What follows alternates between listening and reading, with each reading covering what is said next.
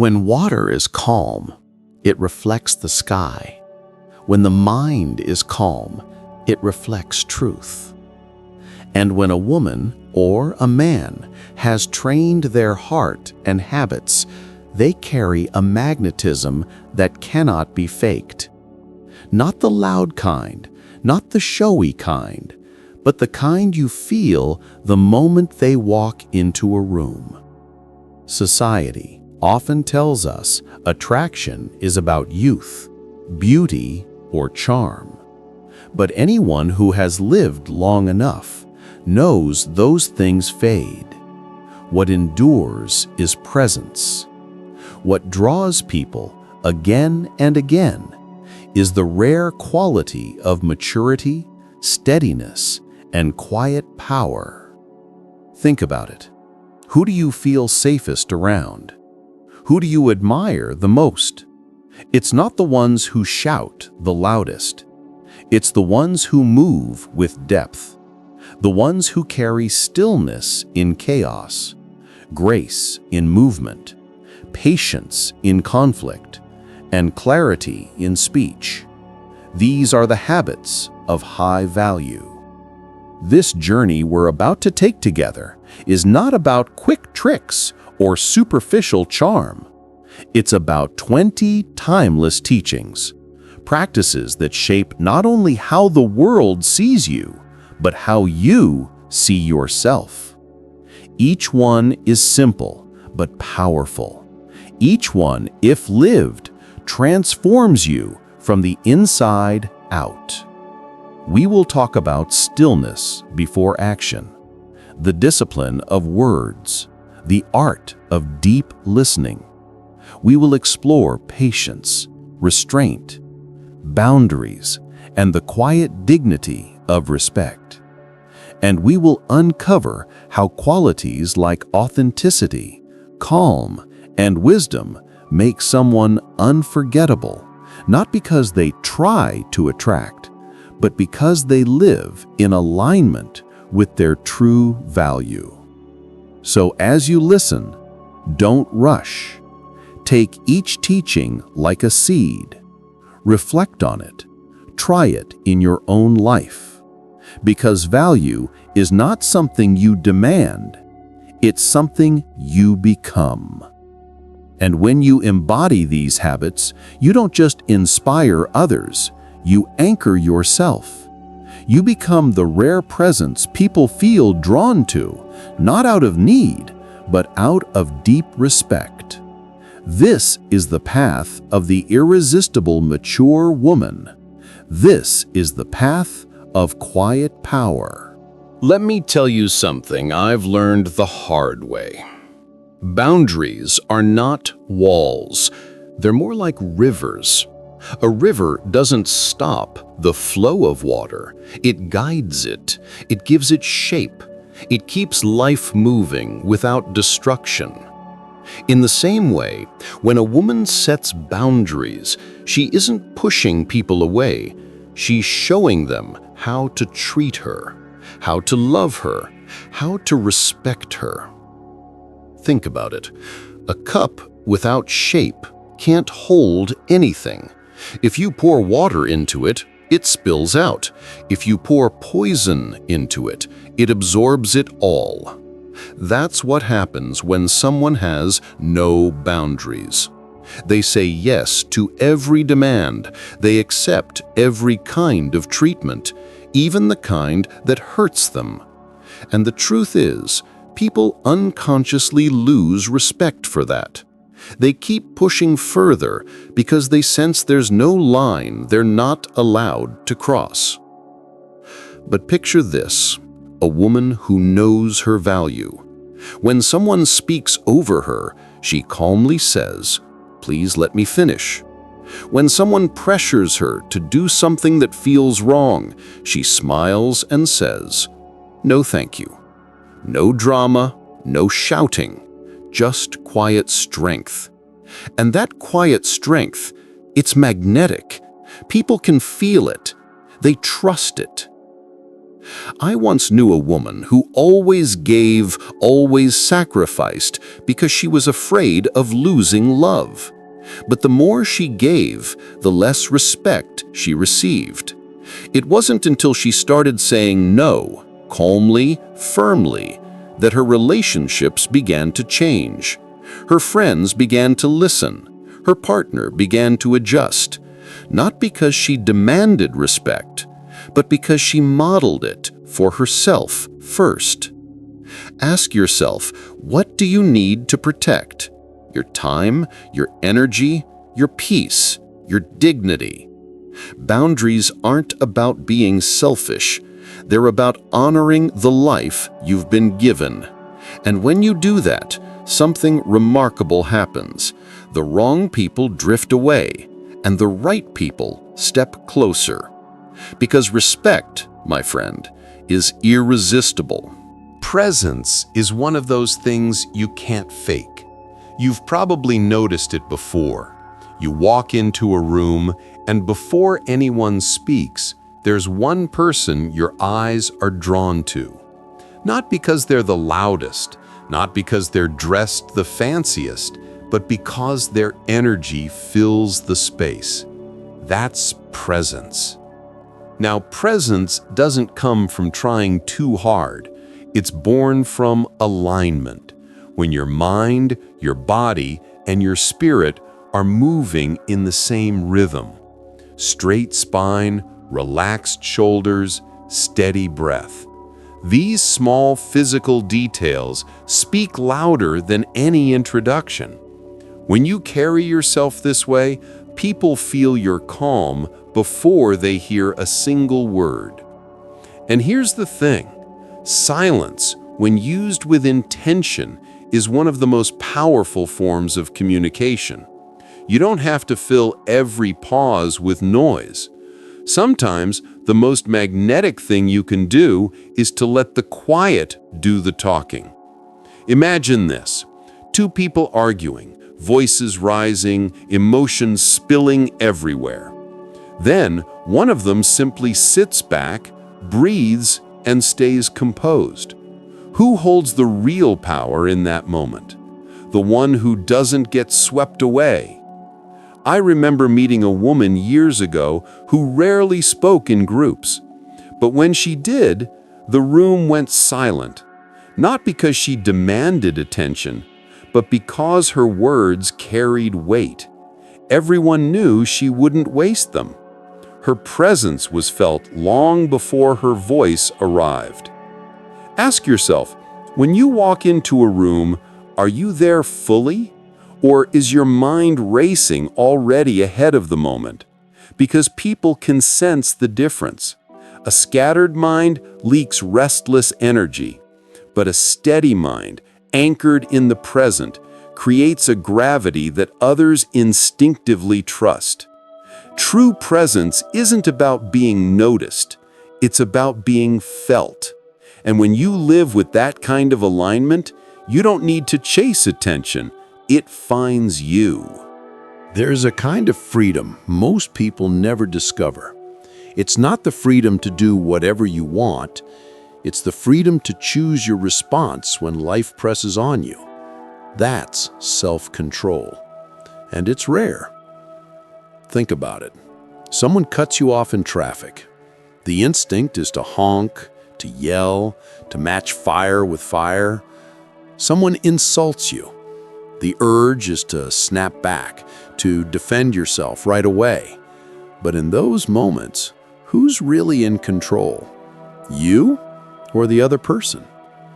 The truth is, when we react without pause, we're letting strangers and circumstances decide the quality of our day.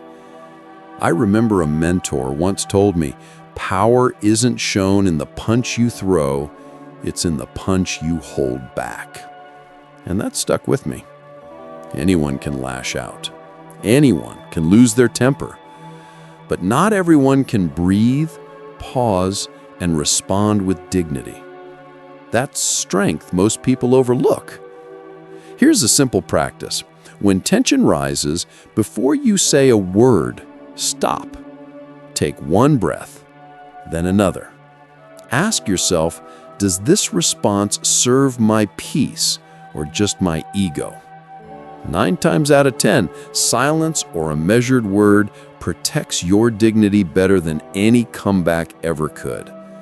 And let me tell you, people feel it. A person who cannot be baited, who stays calm even when provoked, radiates authority. It's not weakness, it's mastery. It's like watching a mountain hold steady while storms pass around it. You trust that mountain. You want to be near it. Ask yourself this: how many regrets in your life came not from what others did to you, but from what you said or did too quickly? What would have changed if you had paused for just 2 breaths? That's the gift of self-control. It's not about suppression. It's about freedom. Freedom from being ruled by impulses, freedom to act with wisdom, freedom to keep your dignity no matter what storm blows through. And that kind of freedom is irresistible. There's a difference between hearing and truly listening. Most people don't realize it, but when someone speaks, we're just waiting for our turn to reply. Our mind is already racing, building arguments, defending, or preparing advice. That's not listening, that's waiting. Deep listening is different. It's presence. It's leaning into the silence without rushing to fill it. It's making the other person feel, right now, nothing else matters but what you're saying. And let me tell you, people can feel that. It's rare. And because it's rare, it's powerful. I once watched a monk sit with a young man who poured out his heart for almost an hour. The monk barely spoke, just nodded, breathed, and stayed with him. At the end, the young man bowed and said, "Thank you for your wisdom." But here's the secret. The wisdom wasn't in the monk's words. It was in his silence, in the space he created for another soul to empty its weight. Think about your own relationships. How many conflicts could have been softened if one person had simply listened without interrupting? How many times have you felt frustrated, not because someone disagreed with you, but because they never really heard you? Here's a simple practice. The next time someone speaks, notice when your mind wants to jump in. Instead, pause, breathe, then reflect back what you heard. Say, "I hear that you're tired," or "I can see this really matters to you." Just that small mirror makes the other person feel seen, understood, safe. And when people feel safe with you, trust grows. Deep listening doesn't mean you have to solve every problem. In fact, most of the time, people don't need solutions. They need presence. They need to feel their voice matters. And when you give them that, your presence becomes healing.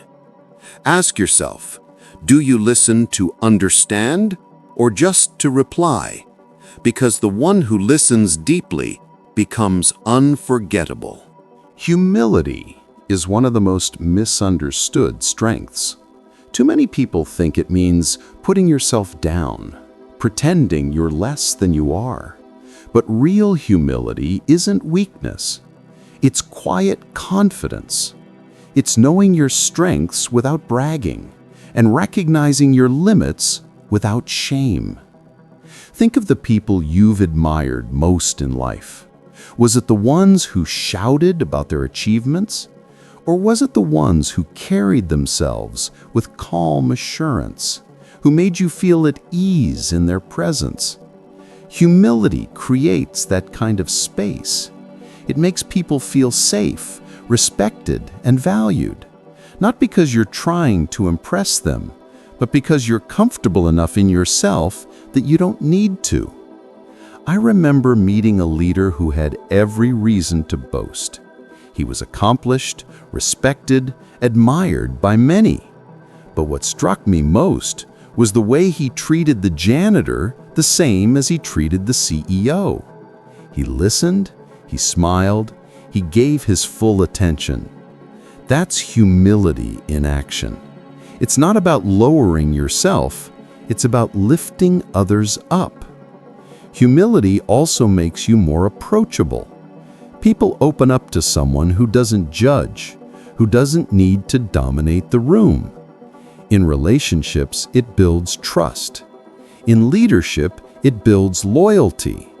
No one wants to follow a loud ego, but they will follow someone whose strength is steady, whose confidence doesn't need constant validation. Here's a question worth asking yourself. Do people feel safer, calmer, more respected after spending time with me? Or do they feel smaller, unseen, overshadowed? That's the measure of humility. And remember, true humility doesn't deny your worth, it affirms it. Because when you know who you are, you don't need to prove it. You lead not by noise, but by example. You inspire not by showing off, but by showing up, authentic, grounded, and real. That's why humility is magnetic. In a noisy world, the quiet strength of humility stands out. People are drawn to it, they trust it, they remember it. And in the end, that's the kind of influence that lasts. Words are like medicine. They can heal or they can harm. They can build trust or they can burn bridges. And once they leave your lips, you can't take them back. That's why a high-value woman treats her words with discipline, almost like a healer handles medicine, carefully, intentionally, and with respect for their power. Think about it. How many families have been torn apart, not by fists, but by careless words? How many children carry scars from things a parent said in anger? The tongue is small, but it can wound deeper than a blade. And yet, the same tongue can speak life, calm fear, and bring someone back from the edge of despair. I once knew a woman who had a simple rule. She never spoke when she was angry. She would write her feelings in a notebook, wait until the storm passed, and only then would she share her thoughts. And when she finally spoke, her words were precise, gentle, and unforgettable. People trusted her because they knew her words were never reckless. They were medicine. Discipline in speech means no gossip, no flattery to manipulate, no verbal daggers thrown in the heat of the moment. It means speaking less, but speaking with weight. And let me tell you, when you do this, people notice. They lean in, because your words aren't cheap. They're rare. And rare things are valuable. Here's a practice worth trying. Before you speak, ask yourself one question. Will this create harmony or division? If it creates division, silence is better. If it creates peace, then speak. Over time, that discipline shapes not just your words, but your character. Ask yourself this: do my words leave behind healing or scars? Because the way you speak is the way people experience your soul. And when your words bring calm, encouragement, and truth, people don't just listen, they remember. That's why words, like medicine, should always be given with care. Your home is not just where you sleep, it's where your energy is shaped every single day. The space you live in is either draining you or it's restoring you. And here's the truth. When your environment is cluttered, noisy, and chaotic, your nervous system never fully rests. But when your space is simple, calm, and intentional, your whole being exhales. Think about walking into a room filled with harsh lights, messy piles, and constant noise. You instantly feel restless, distracted, maybe even tense. Now imagine stepping into a quiet space, soft lighting, a hint of natural scent, everything in order. Your shoulders drop, your breath slows. Nothing has changed outside, but inside you feel different.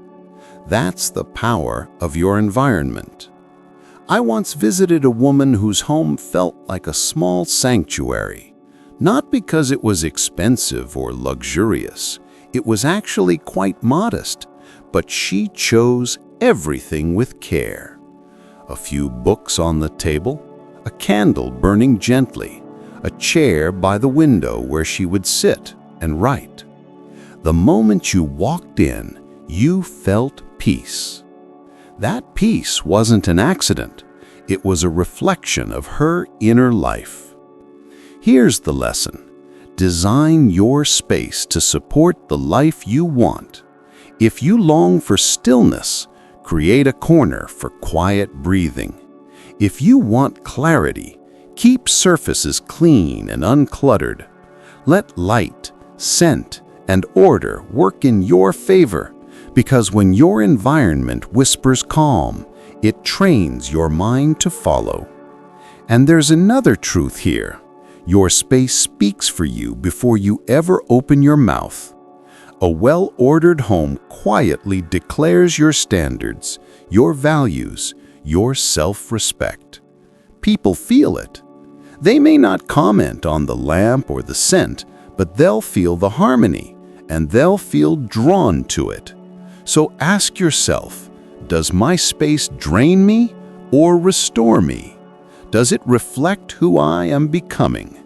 Because when you shape your environment with intention, you're not just designing a home, you're designing the energy of your life. The way you walk tells a story. Long before you speak, before you smile, before anyone knows your name, your body is already sending a message. And here's the truth. People can feel the state of your heart through the rhythm of your steps. Most of us rush. We walk like we're late for life itself, shoulders tight, head down, distracted. That restless energy spreads. People may not notice it consciously, but unconsciously, they feel it, and it makes them restless too. But then there's another kind of walk, slower, steady, each step intentional, guided by breath. It's not about being elegant in a worldly sense. It's about being aligned. When you walk with presence, you bring calm into the space around you.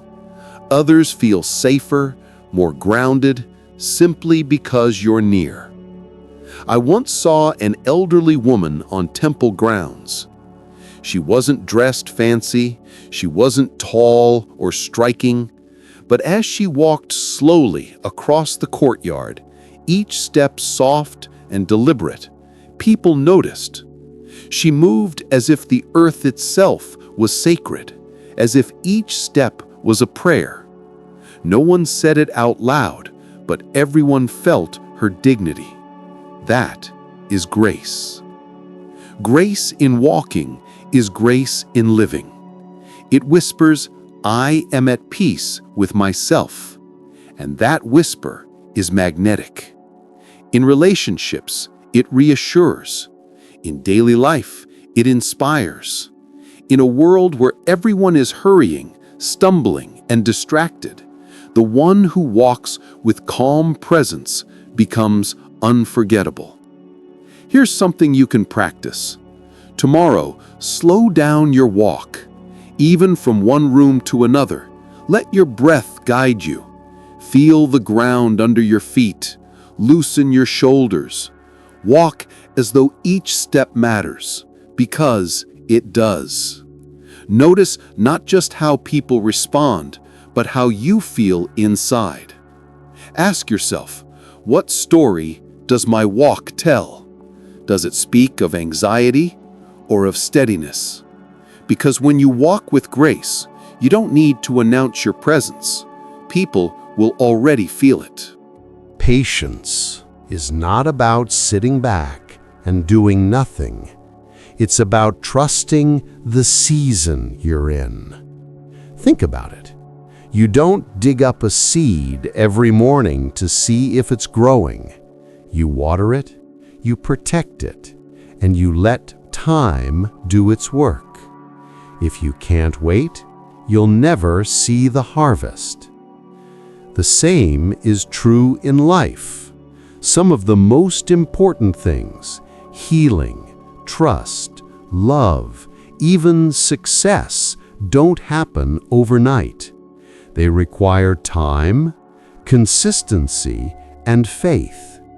And yet, most of us are restless. We want results now, answers now, certainty now. But impatience only leaves us frustrated, grabbing at things before they're ready, or before we're ready to hold them. I once knew a man who was so eager to move ahead in his career that he forced every opportunity. He burned out, lost trust, and ended up back where he started.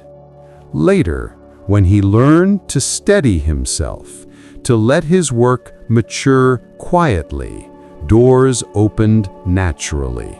This time, doors that stayed open. That's the difference patience makes.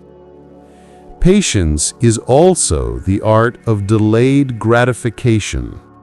Anyone can chase short-term pleasure. It takes strength to wait for something lasting. Think about relationships. How many fall apart because people rush in without truly knowing each other? Patience gives love the space to deepen. It tests the roots before the storm comes. And here's the paradox. Challenges are often the soil where patience grows.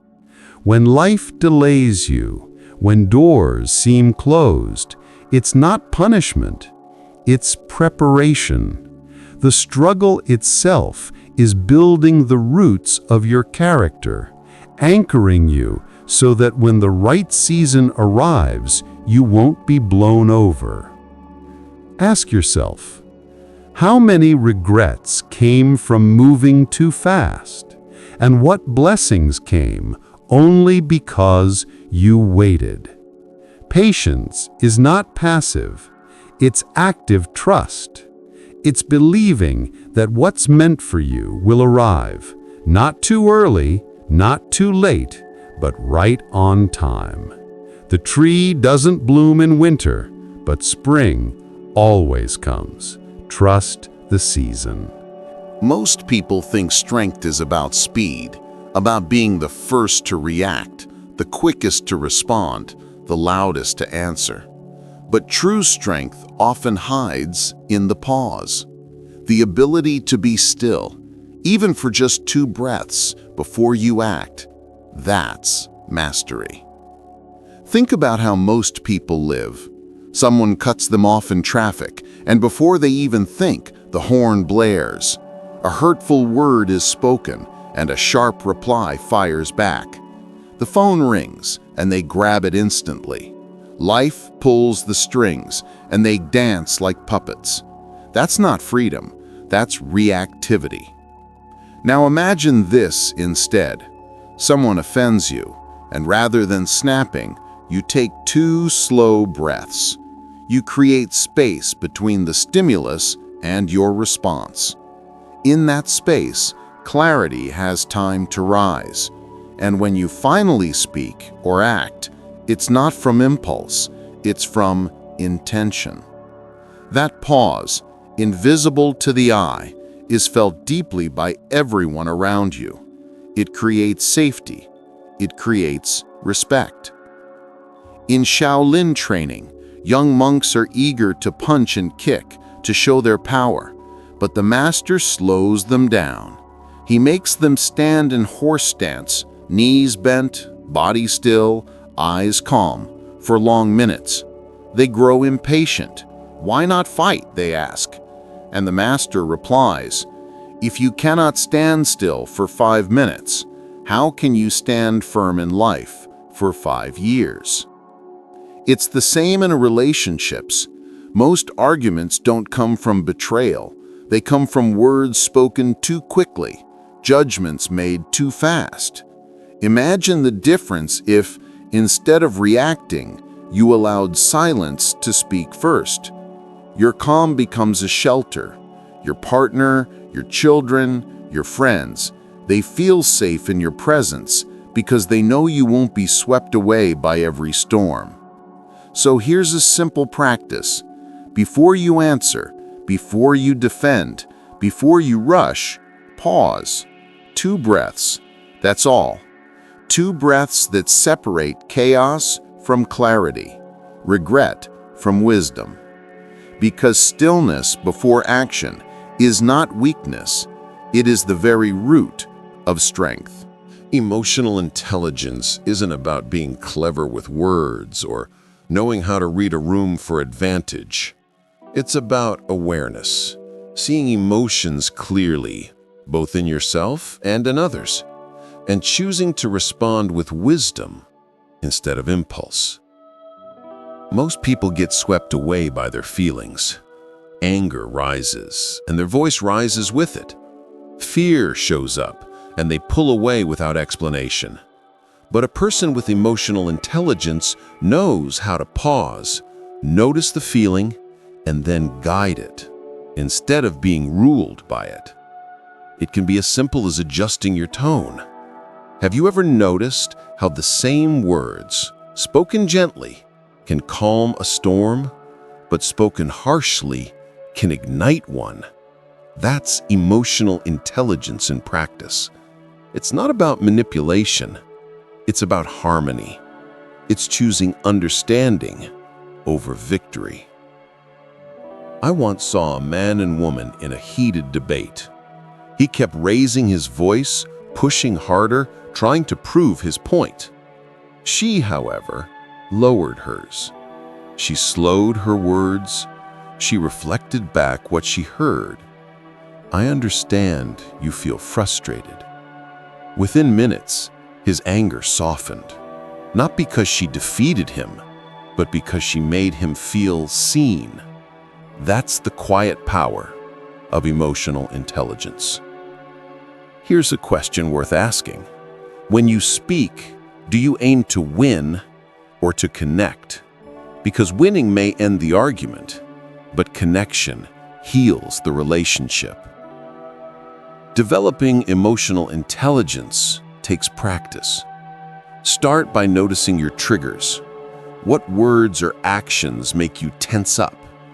Instead of reacting, breathe. Then ask, what is really happening here?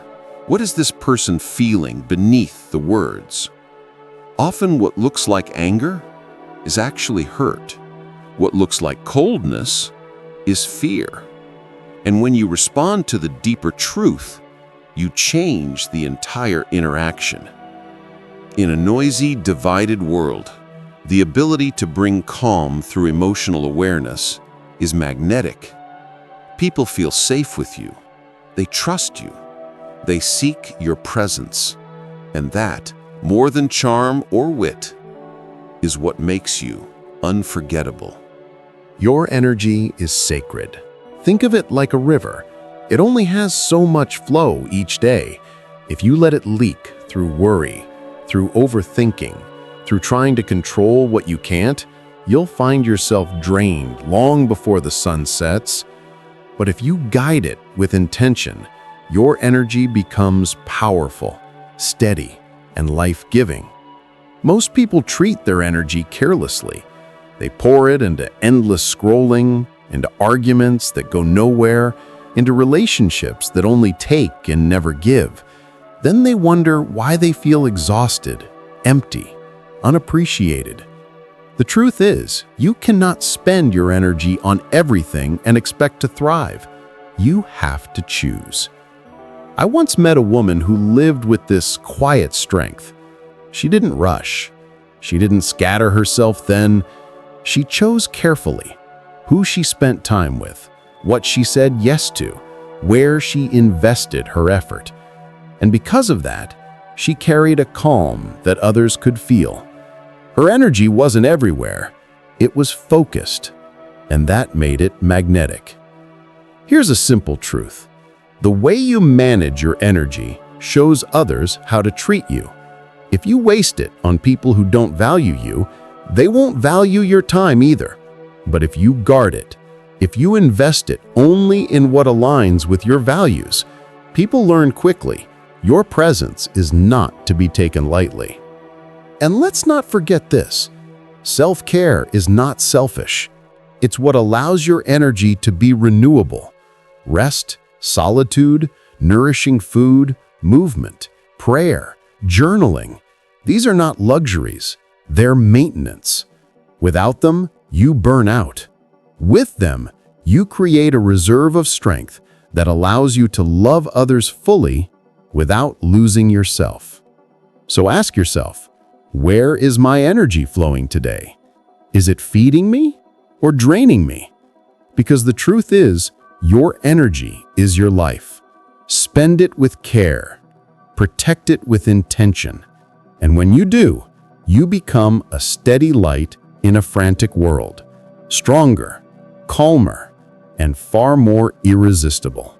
In martial arts, the most dangerous strike isn't the one that lands, it's the one held back. The fist that stops an inch before impact, the kick that never touches the body, shows something rare: control.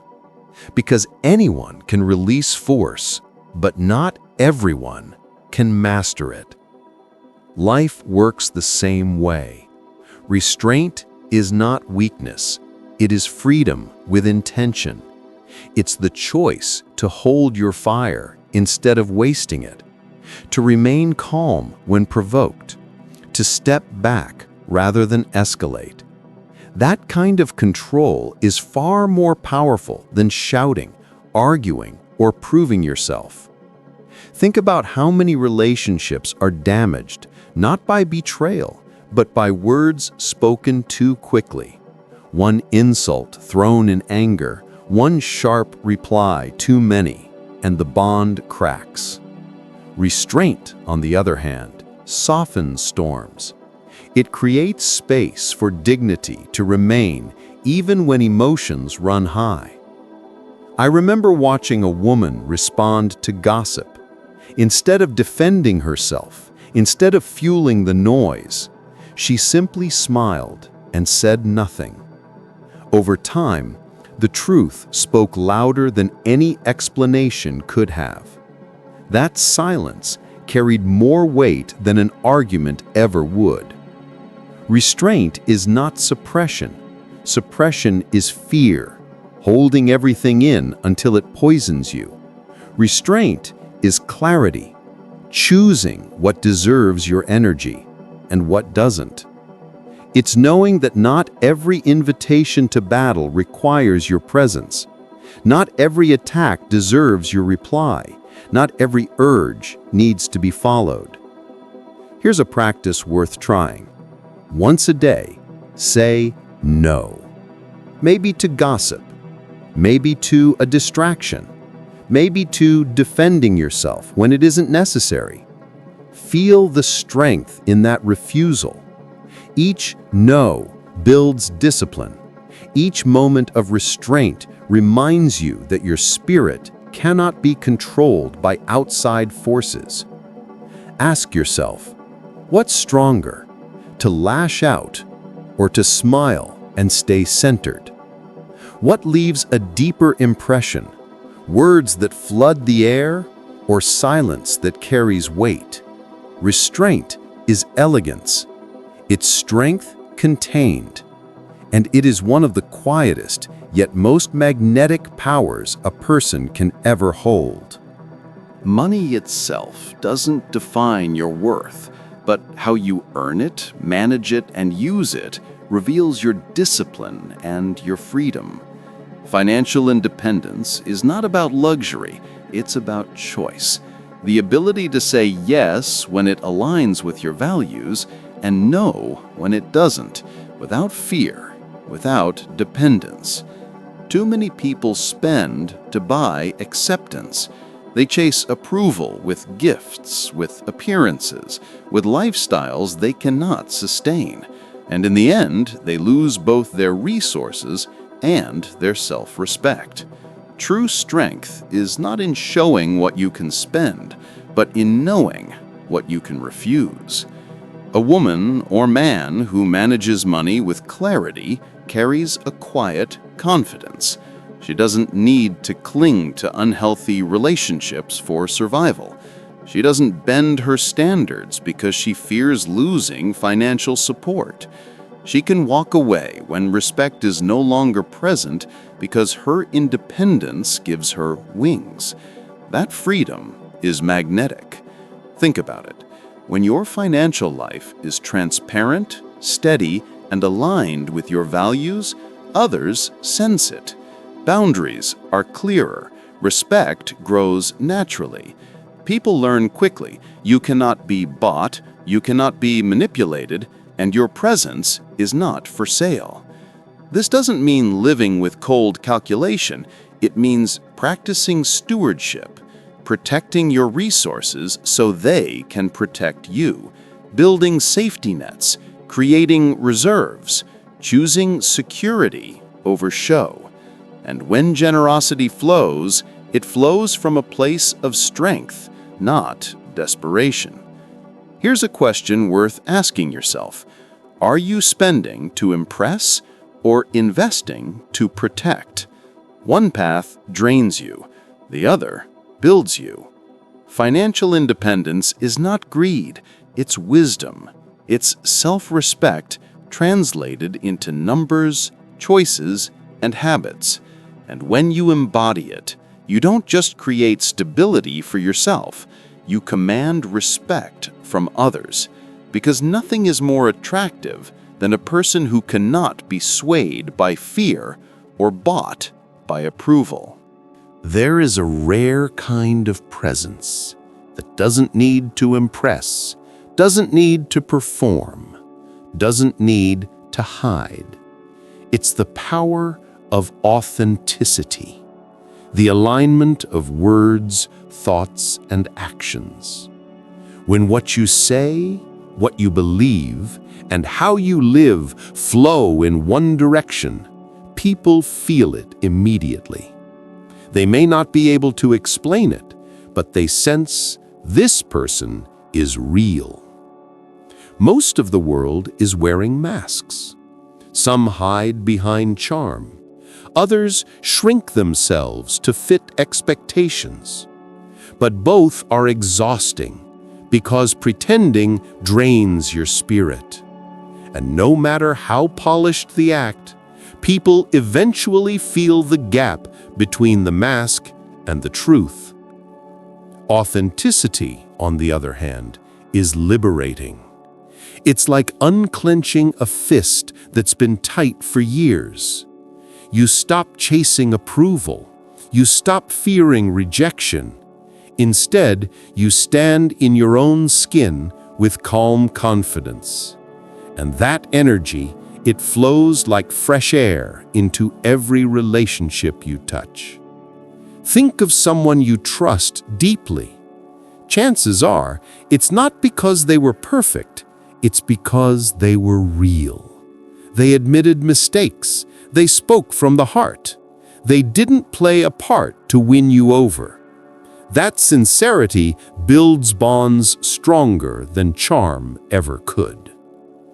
Authenticity also acts like a magnet. It doesn't pull everyone, but it draws the right ones. When you are true, you filter out those who cannot respect your essence, and you attract those who resonate with it. That's not weakness, that's wisdom. Why waste time holding on to people who only value your mask when the right people are waiting for your truth?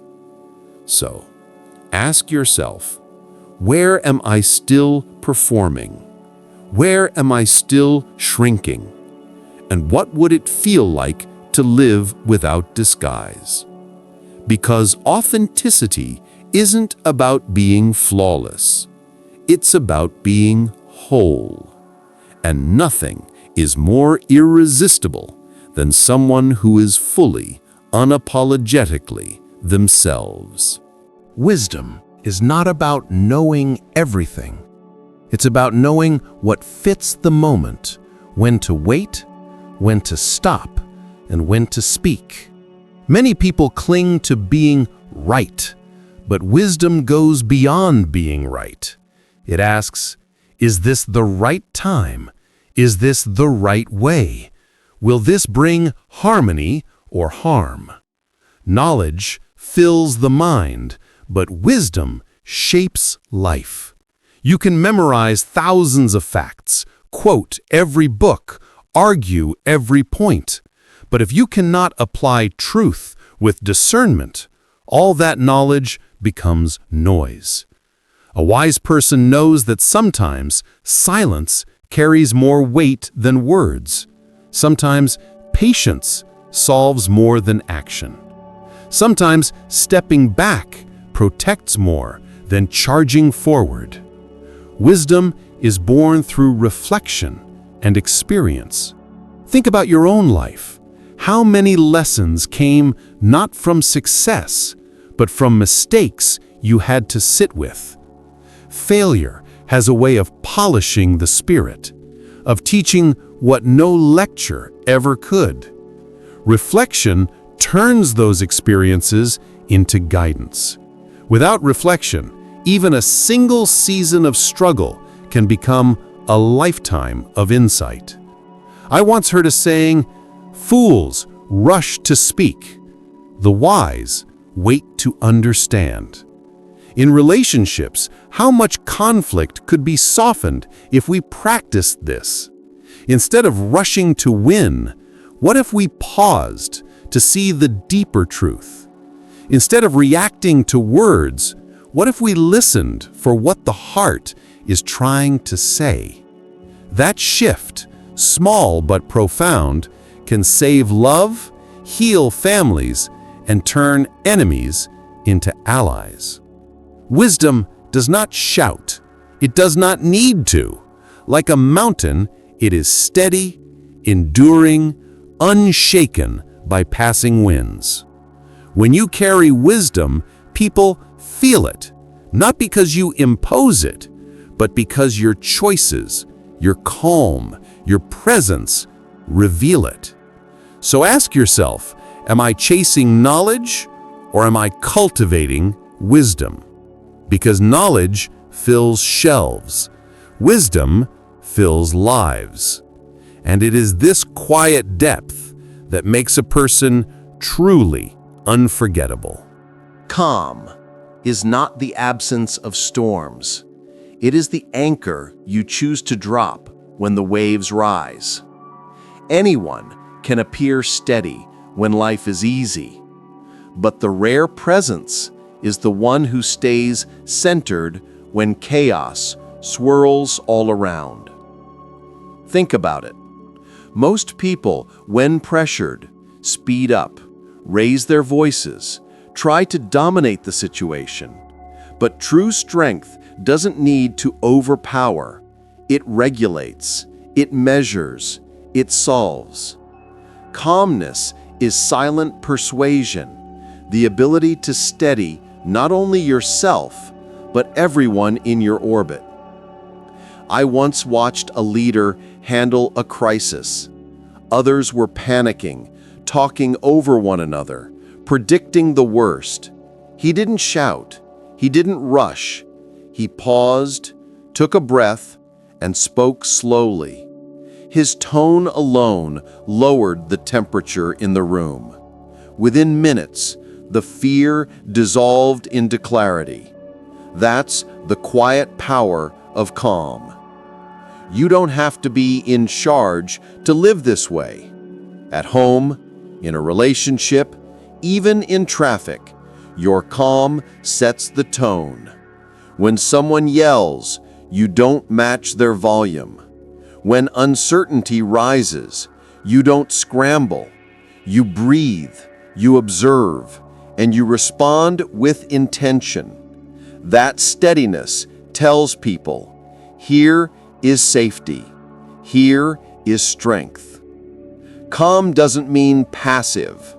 It doesn't mean you ignore problems. It means you choose not to let panic dictate your response. You measure, you decide, you act with proportion. Like a martial artist who moves only when necessary, your presence is deliberate, not frantic. So, how do you cultivate it? Daily practice, meditation, breathing, mindful observation of your own thoughts. These small rituals train the nervous system the way weights train muscles. Over time, calm becomes your natural state, not just a performance in crisis. Ask yourself, when others look at me in difficult moments, do I add to the storm or do I become the anchor? Because calmness is magnetic. It draws respect without demand. It persuades without force. And it leaves behind a legacy far stronger than noise ever could. Discernment is the quiet art of choosing well. Not every door deserves to be opened. Not every battle deserves to be fought. Not every relationship deserves your lifetime of energy. A high-value life is not built by doing everything. It's built by choosing the right things at the right time. Most people confuse movement with progress. They say yes to everyone, chase every opportunity, fight every argument. And in the end, they are exhausted, scattered, and no closer to peace. Discernment is knowing which yes protects your values and which no preserves your dignity.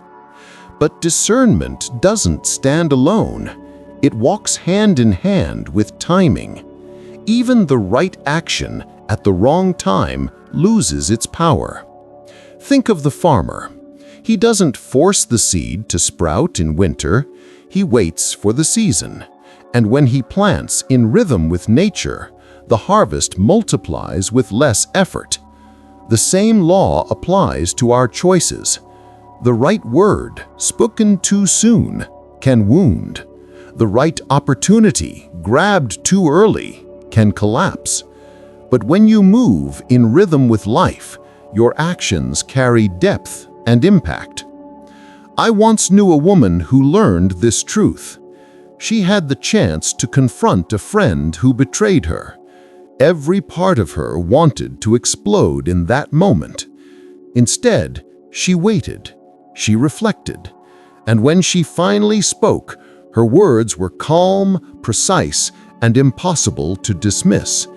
That timing preserved her integrity, and her message landed with unforgettable weight. Discernment asks, does this align with my values? Timing asks, is this the moment? Together, they save you from wasting energy and keep your life aligned with your true axis. So ask yourself, what doors am I still trying to force open? What battles am I fighting that don't honor my values? And where might patience and clarity make my next move more powerful? Because wisdom isn't in doing more. It's in doing less, but at the right time, in the right way, for the right reason. That is discernment. That is timing. And that is how you live with depth. The most powerful kind of leadership doesn't come from speeches, titles, or authority. It comes from presence, who you are when no one is watching, and how you live when no one is clapping. Words can inspire for a moment, but example shapes people for a lifetime. Think about it. Anyone can talk about patience, but few can embody it in traffic. Anyone can preach about respect, but the true leader shows it in small, consistent gestures. When your actions align with your values again and again, people begin to trust, not because you demanded it, but because you earned it. Real leadership is subtle. It listens more than it speaks. It observes, notices, adjusts. It doesn't push people to follow. It creates an energy so steady, so grounded, that others want to follow. Influence born this way is not forced, it's natural. I once met a teacher who never raised his voice. He never told his students, "Respect me." Instead, he respected them, listened carefully, corrected gently, lived simply. Over time, his students gave him not only their respect, but their loyalty. Why? Because he embodied what he taught. His consistency built trust more deeply than any lecture ever could. The same is true in relationships. You don't convince your partner to trust you by repeating, "Trust me." You build trust by showing up every day with honesty, patience, and care. Trust grows quietly through the rhythm of consistency. Here's the paradox. The less you chase people's approval, the more naturally you attract the right ones. You don't need to beg for loyalty. You live in such alignment that only those in tune with your values remain. The rest quietly fade away. So ask yourself, are my words outpacing my actions? Or am I leading by the steady rhythm of who I am? Because in the end, true leadership isn't loud. It's not a chase. It's a quiet consistency that others can feel. And when they feel it, they follow, not because they have to, but because they want to. Respect is not something you beg for. It is something you command, quietly, consistently, through the standards you live by. People, even those with good intentions, will test your boundaries. It's human nature. They want to see how far they can lean, how much you will tolerate. And every time you stay silent in the face of disrespect, you teach them that it's acceptable. Silence becomes agreement. A woman or man of true value does not confuse patience with permission. She knows that standards must be enforced, not once, but every time. Not with rage, not with drama, but with calm clarity, a gentle no, a quiet withdrawal, a refusal to stay where her dignity is denied. I once knew someone who kept excusing a partner's harsh words. She told herself, "He didn't mean it," or "If I just keep giving, he will change." But years passed and nothing changed, because she had trained him to believe her boundaries were negotiable. The day she finally stood firm and said no more, everything shifted. She lost the relationship, but she gained back her self-respect. And from that moment forward, the way others treated her was different, because she was different. Respect always begins with you. If you allow yourself to be diminished, others will follow that script. But when you carry yourself with dignity, you invite others to rise to meet it. And if they cannot, they quietly drift away. Here's the truth. Loneliness with dignity is always better than companionship without respect. One sharp season of solitude will cleanse years of dishonor. And the right people will never be threatened by your standards. They will be drawn to them, because your firmness creates safety, clarity, and trust.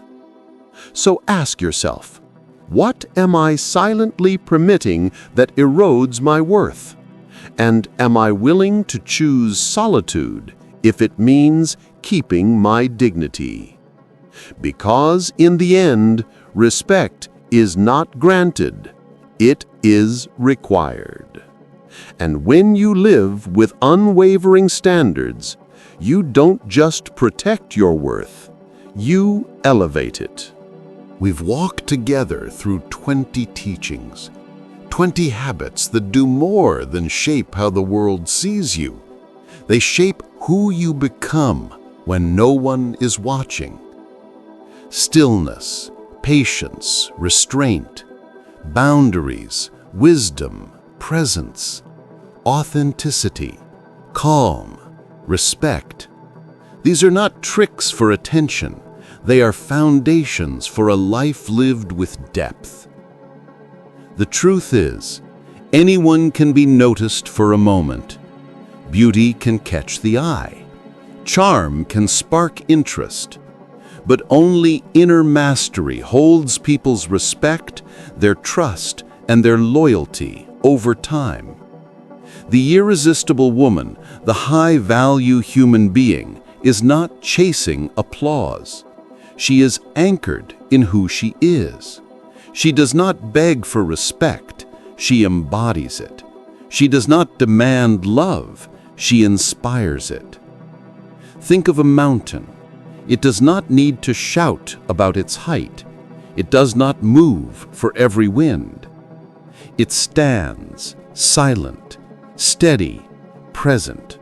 And because of that, everyone who sees it feels small, yet safe in its presence. That is the quiet magnetism you cultivate when you live by these habits. And remember, this is not about perfection. You will stumble. You will react too quickly, speak words you regret, or forget your calm. But each day offers a chance to return, to pause, to realign, to practice again. And over time, what was once effort becomes your natural way of being. So I leave you with this. Stop asking how to attract others. Start asking how to honor yourself. Stop chasing noise. Start cultivating presence. Because when your inner life is coherent, when your spirit is calm, your words are careful, your energy is guarded, and your standards are firm, you will discover something powerful. You no longer chase, you draw. People will feel it. They won't always be able to explain why, but they'll know. In your presence there is clarity, there is safety, there is truth. And that, more than anything else, is what makes a woman or a man truly irresistible.